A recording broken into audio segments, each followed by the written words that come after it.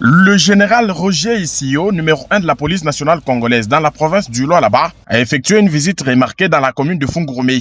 Cette mission s'inscrit dans le cadre de directives nationales visant à renforcer la discipline et à réorganiser la présence policière dans les zones minières. À son arrivée, le général a été chaleureusement accueilli par le bourgmestre intérimaire de Fungurume, l'honorable Aline Makano Chilombo.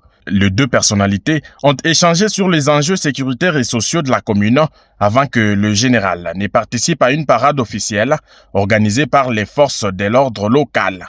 Dans la suite de son programme, le général Issio a rencontré les responsables de l'entreprise Tenke Fungurume Mining TFM. Les discussions ont porté sur la sécurité des sites miniers et la collaboration entre les autorités locales et les opérateurs économiques pour garantir un climat de travail apaisé. Selon certaines indiscrétions, cette visite fait suite à la décision du président de la République Félix Tshisekedi interdisant toute présence militaire dans les sites miniers. Cette mesure vise à mettre fin aux abus constatés et assurer une meilleure régulation des activités minières dans le respect des lois et des droits des communautés locales.